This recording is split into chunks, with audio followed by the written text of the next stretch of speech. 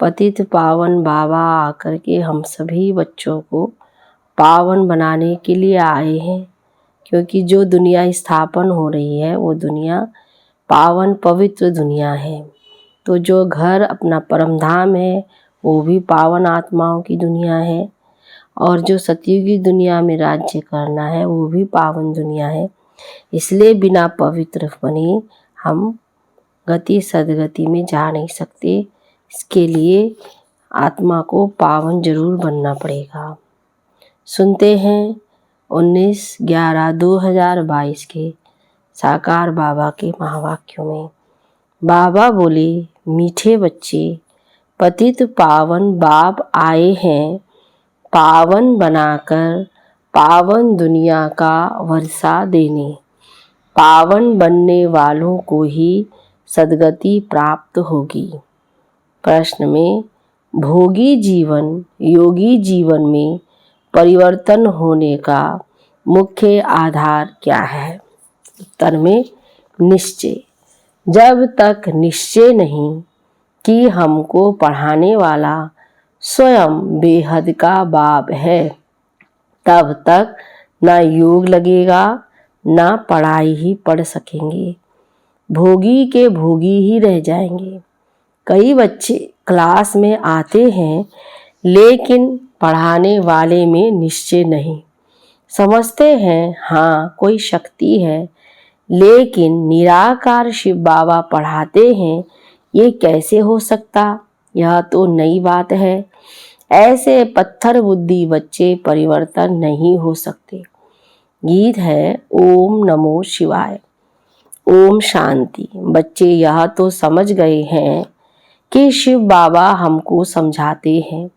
घड़ी घड़ी तो नहीं कहेंगे भगवानों वाच। ये कायदा नहीं कि घड़ी घड़ी अपनी महिमा करनी है। शिव बाबा जो सबका बाप है वह हम बच्चों को बैठ समझाते हैं, तो भविष्य 21 जन्मों के लिए अटल अखंड दैवी स्वराज्य प्राप्त कराते हैं। जैसे स्कूल अथवा कॉलेज में बच्चे जानते हैं कि टीचर हमें आप समान बैरिस्टर बना रहे हैं, एम ऑब्जेक्ट है।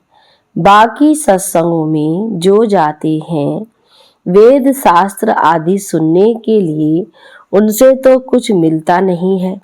इसलिए टीचर फिर भी अच्छे होते हैं जो शरीर निर्वाह अर्थ कोई जिस्मानी विद्या सिखलाते हैं जिससे आजीविका होती है। बाकी सब दुर्गति ही करते हैं। बाबा स्मृति दिला रहे हैं कि टीचर भी एक सज्जन मार्ग दिखाने वाला है, क्योंकि हमें सद्गति मिलती है। बच्चे शादी ना करना चाहे तो बाप कहेगा कि वर्षा भी नहीं मिलेगा। जहाँ चाहे वहाँ चले जाओ। यहाँ तो बाप अमृत भी पिलाते हैं और वर्षा भी देते हैं। कहते हैं कि पवित्र बनो तो पवित्र दुनिया के मालिक बनेंगे। कितना फर्क है हद के बाप में और बेहद के बाप में। वह रात में ले जाते हैं और यह दिन में ले जाते हैं। तो यह है ही पतित पावन। कहते भी हैं कि सद्गति दाता एक है जो आकर सबकी सद्गति करते हैं। फिर दुर्गति किसने की या नहीं जानते। बाप समझाते हैं सब आसुरी मत वाले हैं, यहाँ आते हैं असुरों से देवता बनने। यह इंद्रप्रस्थ है। कई असुर भी छिपकर आए बैठते हैं। सब सेंटर्स पर ऐसे छिपे असुर यानी विकारी बहुत है। फिर घर में जाकर विष पीते हैं। दो काम तो चल ना सके, वह पत्थर बुद्धि बन पड़ते हैं। बाप को पहचानते ही नहीं। निश्चय बिल्कुल ही नहीं कि हमको बेहद का बाप पढ़ाते हैं। ऐसे ही आकर बैठ जाते हैं तो ना योग लगेगा ना पढ़ाई ही पढ़ सकेंगे।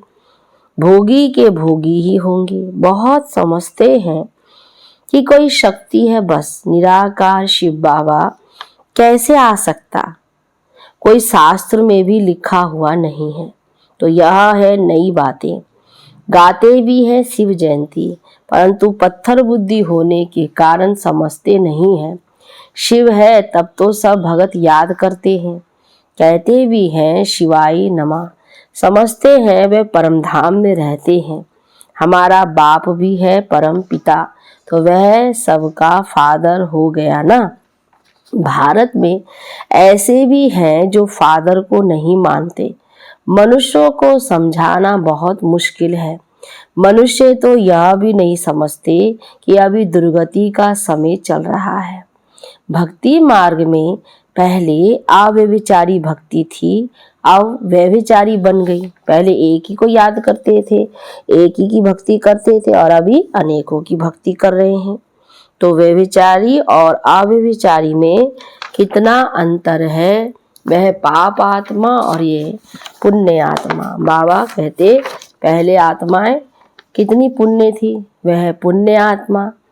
अव्यभिचारी भक्ति है ही सच्ची भक्ति, एक की याद। इस समय यानी द्वापर में मनुष्य सुखी भी रहते हैं। द्वापर से धन दौलत आदि सब रहता है। कलयुग में जास्ती दुर्गति को पाते हैं। जब व्यभिचारी भक्ति में आते हैं तब विकारी भी बहुत बनते जाते हैं। जब अनेकों की भक्ति करते हैं तो बाबा कहते हैं ये गिरती कला में आते हैं। दिन प्रतिदिन विकार भी जोर भरते जाते हैं। पहले सतो प्रधान विकार थे, अभी तमो प्रधान विकार है। सब बिल्कुल ही तमो प्रधान है। घर घर में कितने झगड़े हैं। शिव बाबा बैठ बच्चों को समझाते हैं। श्री कृष्ण तो बाप नहीं ठहरा, कोई की भी बायोग्राफी नहीं जानते हैं। यह है पतित पावन। परमपिता परमात्मा को मानते हैं कि वह ज्ञान का सागर है। पानी का सागर थोड़ी पतित पावन नॉलेजफुल है। मनुष्य तो पानी के सागर से निकली हुई पानी की नदियों को पतित पावनी समझ लेते हैं। उनसे पूछना चाहिए कि जैसे गीता के भगवान का एक्यूपेशन पूछा जाता है, क्या कार्य करते हैं। निराकार परमपिता परमात्मा है रचयिता और श्री कृष्ण है रचना। अब बताओ गीता का भगवान कौन। भगवान तो एक को ही कहेंगे, फिर व्यास को भगवान कैसे कह सकते। तो ऐसे ऐसे प्रश्न पूछना चाहिए। पतित पावन परमपिता परमात्मा ज्ञान का सागर है, तो उनसे ये ज्ञान गंगाएं कैसे निकलती हैं, पूछ रहे हैं। परमपिता परमात्मा ब्रह्मा मुख कमल द्वारा ब्राह्मण मुख वंशावली रचते हैं। उन्हों को ब्रह्मा मुख से ज्ञान मिल रहा है, जिससे सदगति को पाते हैं। अब पानी के सागर से पानी पावन बनते हैं, वह ज्ञान सागर से। पानी से मनुष्य तो पावन हो ना सके, तो ये पहली भी पूछनी चाहिए। इनको पूछने से पावन दुनिया का मालिक बन नहीं सकते। बाबा कहते बुलाते तो उनको ही हैं कि हे पतित पावन सीताराम। कोई भी देहधारी तो पावन बना नहीं सकते। फिर गंगा में स्नान आदि करते हैं, तो ये पहली भी ऐड करनी चाहिए। तो बाबा ने कहा ये पूछो कि गंगा से तो हम पावन बन नहीं सकते हैं। पावन बनाने वाला तो पावन पिता ही है। तो समय पर हर एक चीज शोभती है। जैसे वो गीता के भगवान वाली पहली है, वैसे यह भी पहली है। ख्याल चलते तो है ना, क्या ऐसी चीजें बनाएं जो मनुष्य सदैव अपने पास यादगार रखे। अच्छी चीज होगी तो अपने पास रखेंगे, कागज आदि तो फेंक देते हैं। देवताओं की अच्छी चीज होगी तो वो फाड़ेंगे नहीं। सर्विस की प्रैक्टिस वालों का सारा दिन विचार सागर मंथन चलता रहेगा और काम करके दिखाएंगे। बाबा कहते हैं जिनके अंदर में ये धारणा होती है कि सेवा कैसे भी करके बाबा का नाम आए, तो वो बच्चे बहुत विचार सागर मंथन करके बाबा का नाम रोशन करते हैं, वो काम करके दिखाते हैं। सिर्फ कहना नहीं है कि ऐसा करना चाहिए, ये किसको कहते हो, ये करना है वो करना है। बाबा कहते हैं अपने आप से करके दिखाओ। बाबा करेगा वह बच्चे करेंगे। बोलो कौन, बाप तो डायरेक्शन देते हैं। ऐसे अच्छे चित्र कैलेंडर छपाओ। त्रिमूर्ति शिव के कैलेंडर्स निकलने चाहिए। त्रिमूर्ति शिव जयंती कहना राइट है। सिर्फ शिव जयंती कहना फिर रॉन्ग है। एक बच्ची की दिल है कि त्रिमूर्ति शिव जयंती का कैलेंडर बनावे, सो भी रंगीन। त्रिमूर्ति से समझानी अच्छी मिलती है। बाबा लॉकेट भी इसीलिए बनवाते हैं, ये उनसे अच्छा समझा सकते हैं। सेवा के लिए बाबा ने ये बैज बनवाए तो इसीलिए कि सबका ध्यान इस बैज की तरफ, लॉकेट की तरफ जाए और लोगों के अंदर में ये विचार आए। फिर पूछते हैं, ब्रह्मा द्वारा शिव बाबा सदगति करते हैं, तो जो मेहनत करता है वही विष्णुपुरी का मालिक बनता है। बाकी जो ज्ञान नहीं लेते उनका विनाश हो जाता है। वे सजाए भी खाते हैं, पद भी नहीं पाते। भगत भगवान को याद करते हैं, परंतु जब भगवान आते हैं तब कितने थोड़े उन्हें पहचान कर उनका बनते हैं। यानी कोटों में कोई जो मुक्ति के लिए पुरुषार्थ करते हैं वे पद अच्छा पा नहीं सकेंगे, विकर्म विनाश नहीं होंगे। इसलिए साक्षात्कार कराया था। धर्म स्थापक भी आते हैं दृष्टि लेने। याद करते करते विकर्म विनाश करते जाएं तो पद ऊंचा पा सकते हैं। और धर्म वाले भी आएंगे, सो भी पिछाड़ी में। बाबा कहते कोई तो बिना सुने जाएंगे नहीं, अंत में भी वो आत्माएं आएंगी, क्योंकि मुक्ति तो बाबा के द्वार से ही है।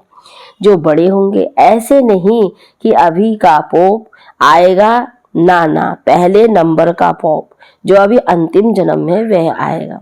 हिसाब है बड़ा भारी। अब यह कुंभ का मेला है, ये सब भक्ति मार्ग की सामग्री है। जब दुर्गति को पाने का पूरा ग्रहण लग जाता है तब बाप आकर 16 कला संपूर्ण बनाते हैं। ग्रहण को स्वदर्शन चक्र से निकाला जाता है। ग्रहण लग गया तो बाबा कहते क्या करना है, चक्र फिराओ, स्वदर्शन चक्रधारी बनो। यह जो अपना गोला है सृष्टि चक्र, उसमें नीचे लिखना चाहिए यह है स्वदर्शन चक्र। बाबा ने क्या दिया हमें, स्वदर्शन चक्र। ये बहुत अच्छी चीज है। यह ईश्वरीय कोट ऑफ आर्मर्स है। बाबा कहते ये चक्र है कोट ऑफ आर्मर्स, ये तो ईश्वरी बातें हैं। स्लाइड्स जो बना रहे हैं उनके लिए भी बाबा समझाने देते रहते हैं। अगर समझो वो मुरली ना सुने तो डायरेक्शन अमल में ला ना सके। मुरली तो रोज पढ़नी चाहिए। बाबा कहते जो बच्चे रोज मुरली पढ़ेंगे तो वही समझ करके उस अनुसार सेवा कर सकते हैं। कैसे कैसे हमको सेवाओं में आगे बढ़ाना है, सर्विस में जो है उनको एक्ट में आना चाहिए। त्रिमूर्ति का भी स्लाइड्स बनाते हैं, उनमें अक्षर बहुत अच्छे हैं। बाबा कहते हैं ऐसे बड़े बड़े चित्र जो है बनाए, लाइट वाला।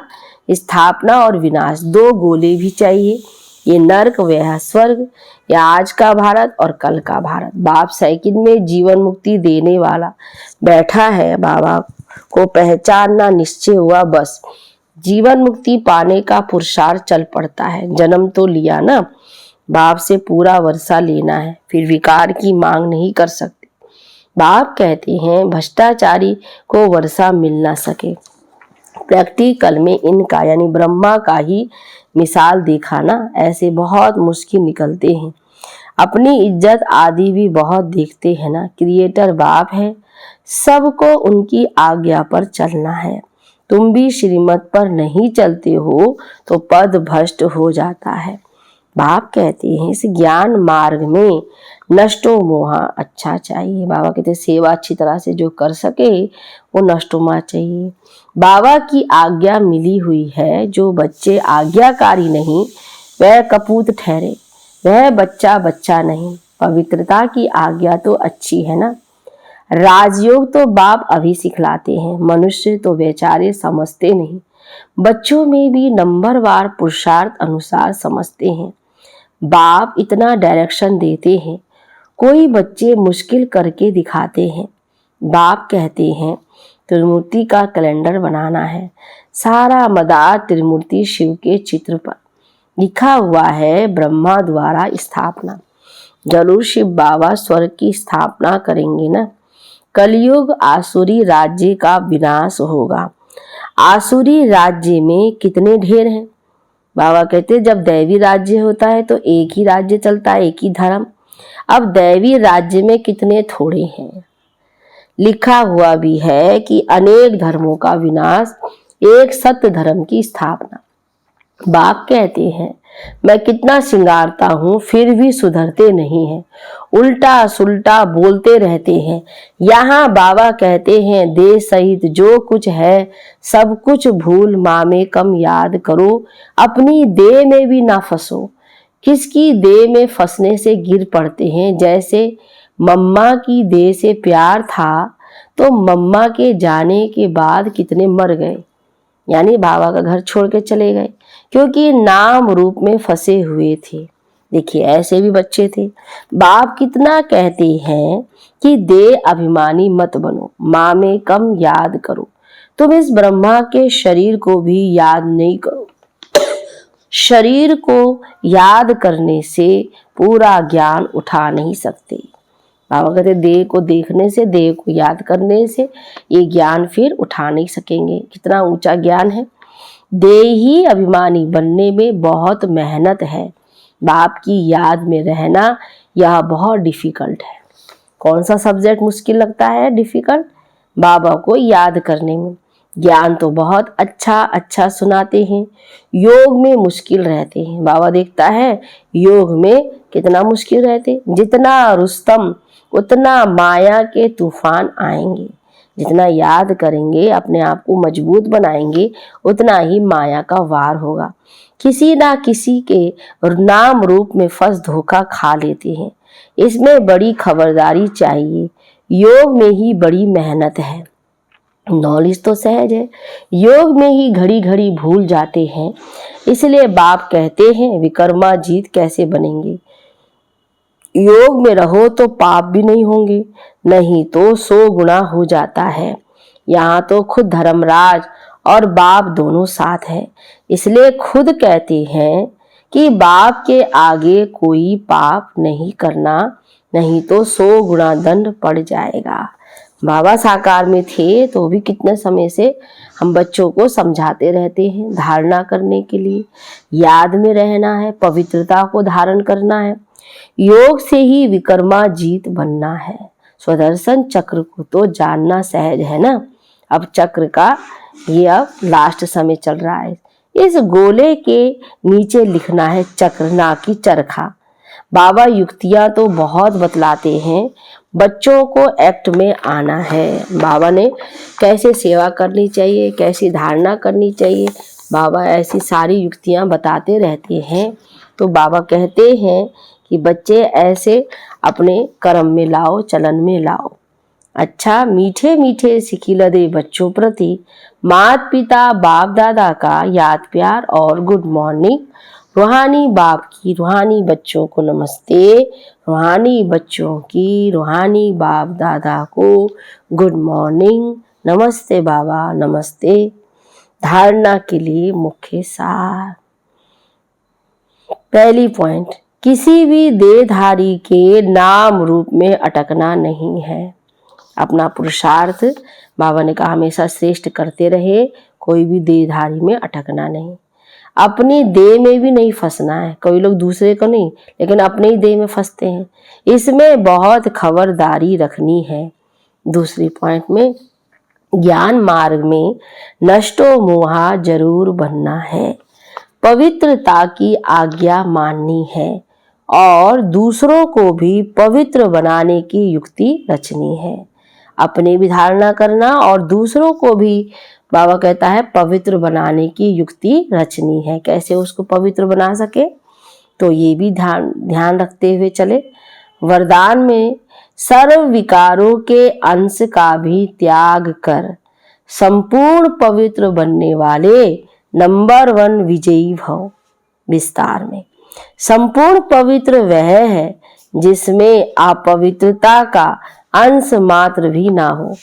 पवित्रता ही ब्राह्मण जीवन की पर्सनैलिटी है।